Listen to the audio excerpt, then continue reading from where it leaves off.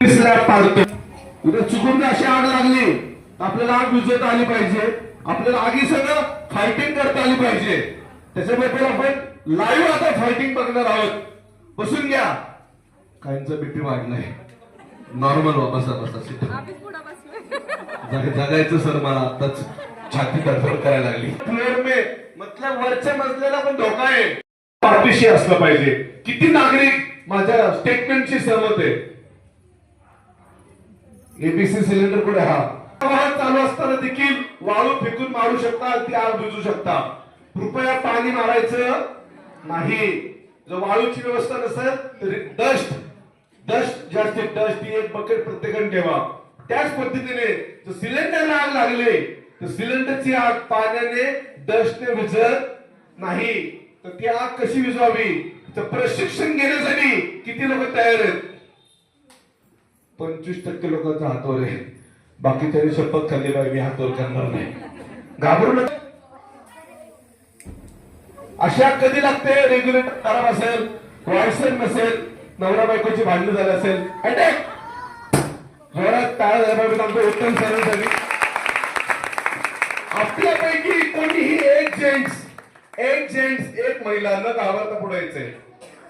चला gents very good. क्या बात आहे.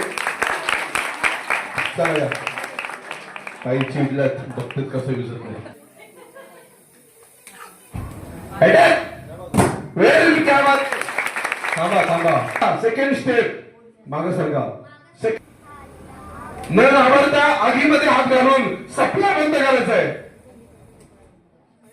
तुमच्यासाठी दादांचा बीपी वाढलाय. चला झाला तिथं. Very nice. क्या बात आहे. अभिनंदन. कर सुरू.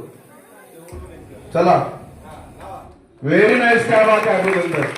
ज्यांचं झालं त्यांनी पुढे जा. चला रेग्युलेटर सहित बाळ करीत असावा. जर तुमचं सिलेंडर किचनवट्याच्या खाली असेल आज रोजी तर तुमच्या सोबत काय होऊ शकतं.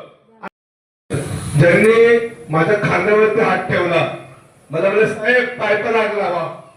मी म्हणलं का हो सर. काय नाही म्हणले माझ्याच घरात कामवाली बाई चंद्रपूरला मी असताना डेट झाली. कशी काय